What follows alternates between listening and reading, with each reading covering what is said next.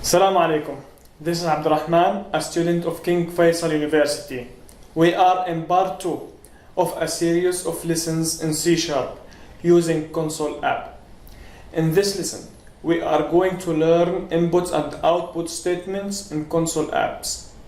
Before we begin, let's have some very important pointers to remember in C#.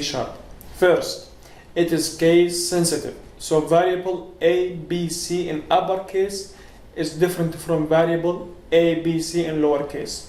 Second, all C# statements must end with a semicolon. Third, if a class has to be run, it should contain a main method. Using the system namespace, we can use Console.Write or Console.ReadLine to display values on the console window. The only difference between the two is that WriteLine moves the cursor to the next line. To add different kinds of values, we can either use the string concatenator plus or the curly brackets for arguments. To ask input from the user, we can use any of the following methods. Most of the time, we will use Console.Read key at the end to freeze the console window, and Console.ReadLine for any input.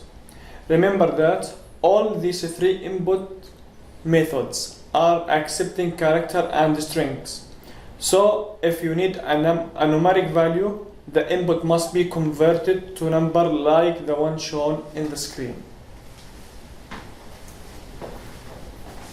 Let's start with our first activity. We will create a .NET Console app that welcomes a user by displaying welcome, followed by user's name. This activity can be done in a number of ways. 1. Using variable to hold the input. 2. Using input statement inside the write statement. Or 3. Using args in main method. Let's create a new project in Visual Studio 2017. Make sure to select Visual C# and Console app.NET framework. Let's name it CA02_1 for second lesson problem 1 and click OK. In the first solution, we will use a variable to hold the input. We will start with a prompt to ask the user's name using Console.Write. Next, we will use a variable to hold the input value using Console.ReadLine. Then, we will display welcome and the user's name using Console.WriteLine again.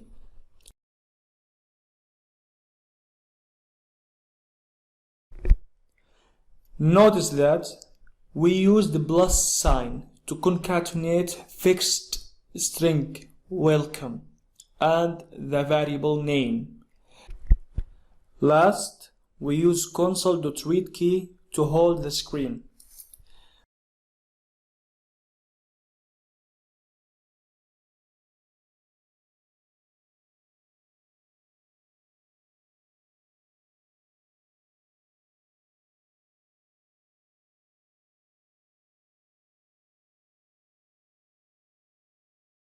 Before we go to the second solution, you may choose to use the curly brackets instead of the plus string concatenator, where the 0 inside the brackets represent the position of the first argument name. Let's run it.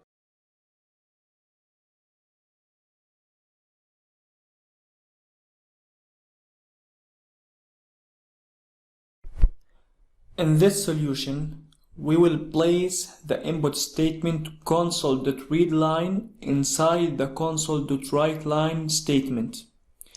This time, the 0 inside curly brackets represent the position for Console.ReadLine function. Let's run it.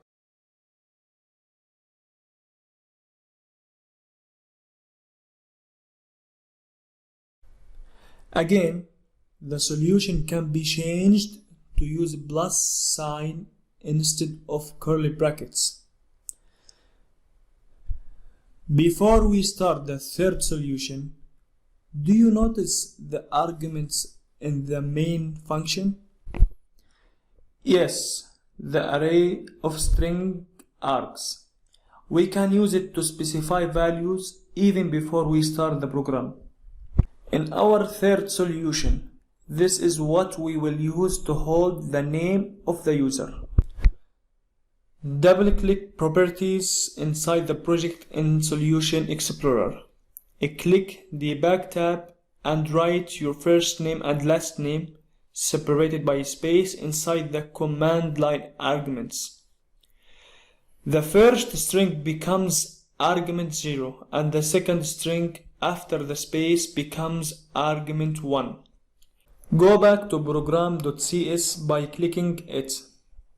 In this solution, we don't need to use Console.ReadLine anymore. So we can write the code as follows.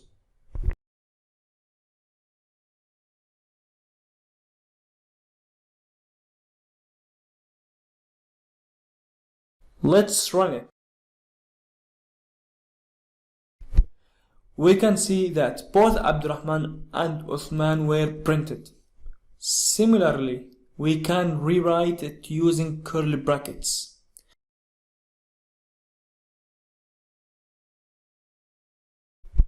The third solution is just like creating string variables and assigning a value to it.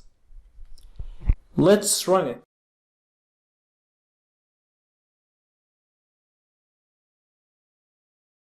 It was a very simple activity that we were able to do in different ways.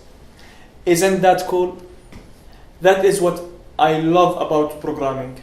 There are many ways to solve a given problem, no matter how simple it is. In our next lesson, we will discuss variables. Thank you for visiting this channel.